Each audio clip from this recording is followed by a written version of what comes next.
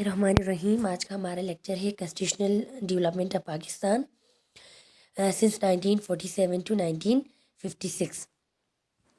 تو جب ہم پاکستان کے آئینی ارتقاء کی بات کرتے ہیں تو جب پاکستان بنا 1947 میں، تو اس وقت آئین کی تیاری تک جو ہے ایک انٹرم کانسٹیٹیوشن اختیار کیا گیا، یعنی کہ انٹرم کانسٹیٹیوشن یا عبوری آئین ایسے آئین کو کہا جاتا ہے جو کہ کچھ عرصے کے لیے نافذ کرایا جاتا ہے۔ تو حصول آزادی کے بعد جو ہے پہلی آئین کی تیاری تک جو ہے 1935 کے قانون کو کچھ ضروری ترامیم کے ساتھ جو ہے پاکستان کا جو ہے آئین کی حیثیت دی گئی پاکستان کے، اور جس کے تحت جو ہے تاج برطانیہ کی آئینی حیثیت جو ہے وہ برقرار رکھی گئی، اور لیکن گورنر جنرل کے اختیارات جو ہے وہ بھی محدود رکھے گئے، لیکن اصل جو اختیارات کا جو سرچشمہ ہے وہ وزیر اعظم کو رکھا گیا۔ تو یہ جو عبوری آئین ہے وہ کچھ عرصے کے لیے بنائی گئی تھی تاکہ نئے آئین کے حصول تک جو ہے اس پر عمل درآمد ہو سکے۔ اس کے بعد ہے جی فرسٹ کانسٹیٹیوشن اسمبلی، پاکستان کی پہلی آئین ساز اسمبلی۔ پاکستان کی پہلی آئین ساز اسمبلی جو ہے 11 اگست کو بنائی گئی، اور اس اسمبلی کے جو ہے پہلے پریزیڈنٹ تھے قائد اعظم محمد علی جناح، اور گورنر جنرل کا عہدہ بھی آپ نے اسی اسمبلی کے سامنے اٹھایا چیف جسٹس سر عبدالرشید کے سامنے، اور اس اسمبلی کے جو ہے پہلا اسپیکر تھے مولوی تمیز الدین، اور اسمبلی کی جو ممبران کی تعداد تھی پاکستان کی پہلی آئین ساز اسمبلی کی پہلے 69 تھی، اور بعد میں جو ہے اس کی تعداد بڑھا کے 79 کی گئی۔ تو پاکستان کی پہلی دستور اسمبلی کا مین کام تھا ملک کے لیے ایک نیا آئین بنانا، تاکہ پاکستان جو ہے ایک صحیح معنوں میں ایک اسلامی جمہوریہ پاکستان کی حیثیت سے ترقی کر سکے۔ اچھا، اسی فرسٹ کانسٹیٹیوشن اسمبلی نے جو ہے کچھ غور و فکر کے بعد یا کچھ سالوں کی کوششوں کے بعد جو ہے ایک قرارداد پیش کی، اور جس کو قرارداد مقاصد یا آبجیکٹو ریزولوشن کہا جاتا ہے۔ آبجیکٹو ریزولوشن جو ہے 12 مارچ 1949 میں پاکستان کے پہلے وزیر اعظم لیاقت علی خان کی تحریک پر جو آئین ساز اسمبلی میں پیش کی گئی، اور اس پر جو ہے اسمبلی کے تمام ممبران نے اس کی منظوری دے دی۔ اس قرارداد کے اہم نکات میں جو ہے امپورٹنٹ سب سے پہلا جو پوائنٹ ہے وہ ہے سیورینٹی، اقتدار اعلیٰ، یعنی کہ اقتدار اعلیٰ کا مطلب ہے کہ انسانوں کی اس تمام جو پوری کائنات پر جو ہے واحد حاکمیت اللہ تعالیٰ کی ہوگی، اور جو بھی نمائندے جو یہاں پہ حکمرانی کریں گے وہ اپنے اختیارات جو اللہ تعالیٰ کی حدود میں رہتے ہوئے استعمال کریں گے، اور ایک امانت کی حیثیت سے اپنے اختیارات کا استعمال کریں گے۔ اسلامک پرنسپل، ان کے اسلامی اصول، ان کی جو بھی ملک کا جو نظام ہوگا وہ اسلامی اصولوں کے مطابق ہوگا، اسلامی اقدار کو فروغ دیا جائے گا، جمہوریت، آزادی، مساوات، رواداری پر مبنی جو اسلامی معاشرے کا قیام عمل میں لایا جائے گا۔ اسلامک وے آف لائف، اسلامی طرز زندگی کی مسلمانوں کی ایک انفرادی زندگی بھی اور اجتماعی زندگی میں قرآن و سنت کی روشنی میں بسر کرنے کے لیے جو ہے اصول بنائے جائیں گے۔ اسلامک لیجسلیشن، ان کے ملک کا جو بھی قانون بنایا جائے گا وہ قرآن و سنت کی روشنی میں ترتیب دیا جائے گا، اور کوئی بھی جو ہے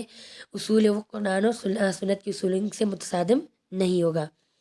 فنڈامنٹل رائٹس، بنیادی حقوق، تمام شہریوں کو بغیر کسی امتیاز کے معاشرتی، معاشی، سیاسی، مذہبی حقوق دیے جائیں گے، اور ان کو بولنے کی، فکر و اظہار کی ہر قسم کی آزادی میسر ہوگی، اور ہر بندے کو اپنی شخصیت کے حساب سے جو ہے نشو نما کرنے کا پورا حق دیا جائے گا۔ فیڈرل گورنمنٹ، ان کی پاکستان ایک وفاق ہوگا جس میں صوبوں کو بھی آئینی حدود کے اندر رہتے ہوئے صوبائی خود مختاری دی جائے گی۔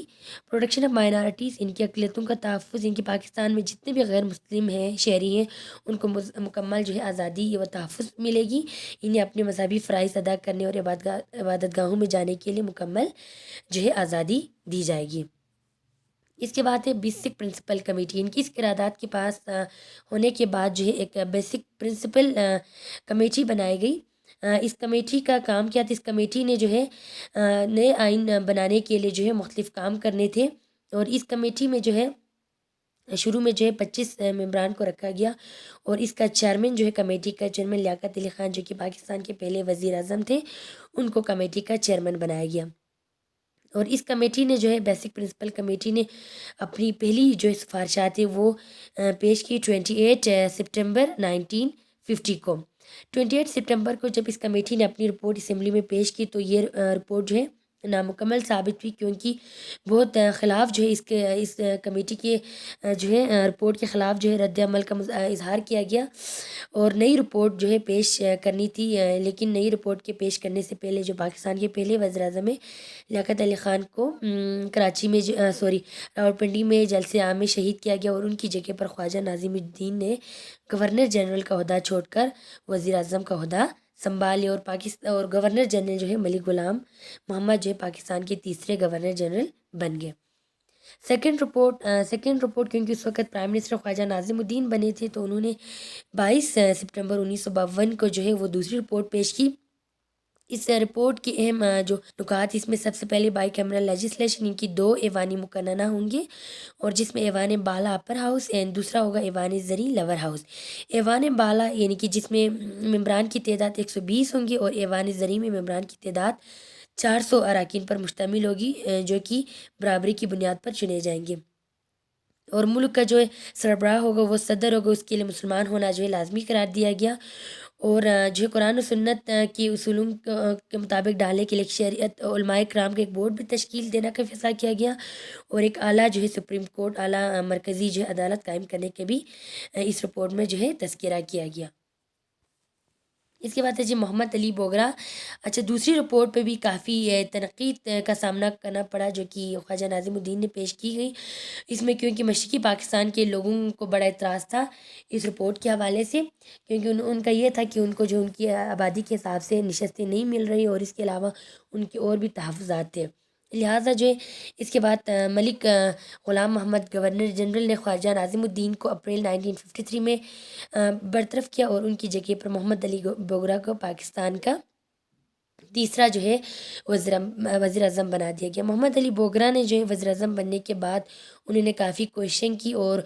بہت قلیل عرصے میں 6 ماہ کے عرصے میں انہوں نے ایک آئینی فارمولہ ترتیب دیا، جس کو محمد علی بوگرا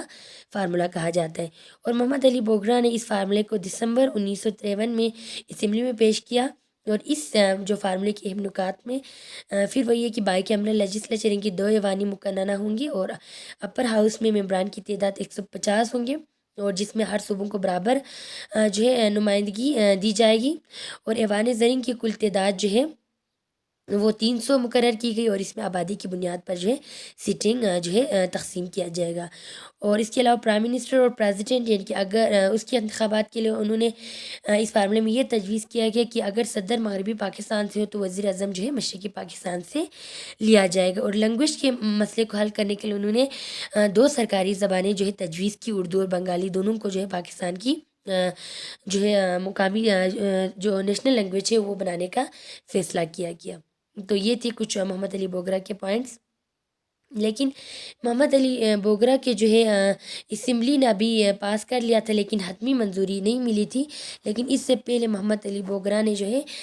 اس مسودے پر جو گورنر جنرل نے دستخط ابھی کرنے تھے، اسمبلی نے اس کو پاس کرایا تھا، لیکن گورنر جنرل ملک غلام محمد نے جو ہے 24 دسمبر 1954 کو ہی پوری اسمبلی کو ہی ختم کر دیا گیا، پہلی پاکستان کی 10 اسمبلی کو، اور نئے انتخابات کروانے کا فیصلہ کیا گیا۔ تو اس طرح محمد علی جو ہے بوگرا کے جو پوائنٹس تھے یا جو ان کا فارمولہ تھا وہ امپلیمنٹ نہیں ہو سکا، اور پہلی اسمبلی کے ڈیزولوشن کے بعد جو ہے نئی جو کانسٹیٹیوشنل اسمبلی جو ہے وہ بنائی گئی۔ اس کانسٹیٹیوشنل اسمبلی لیکن جب یہ بنانے کا فیصلہ کیا گیا تو پہلی اسمبلی جو کہ ڈیزولو کی گئی تھی، جس کو ان کے ختم کیا گیا تھا ملک غلام محمد نے،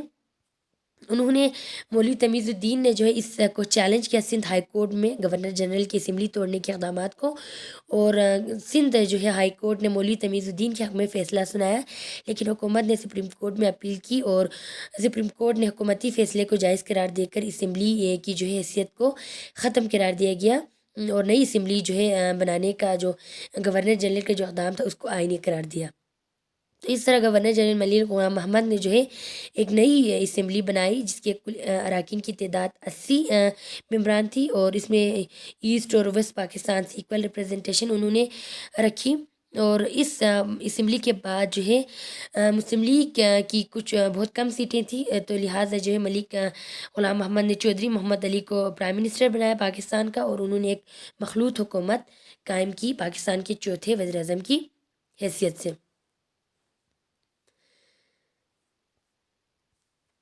نئے آئین کی تشکیل کمپوزیشن آف نیو کانسٹیٹیوشن، ایک نیا آئین بنانا تھا، لیکن نئے آئین بنانے کے لیے جو ایک مشکل پیش آ رہی تھی وہ تھی 1 یونٹ کا جو منصوبہ تھا۔ اس لیے ملک چودھری محمد علی نے یہ منصوبہ پیش کیا، کیونکہ ملک جو ہے 2 مساوی حصوں میں تقسیم تھی۔ ایک مشرقی پاکستان کی آبادی زیادہ تھی، مغربی پاکستان کے 4 صوبے تھے۔ اس طرح جو ہے صوبوں کے درمیان ایک کشمکش جاری رہی۔ تو اس کشمکش کو ختم کرنے کے لیے، اس رکاوٹوں کو حل کرنے کے لیے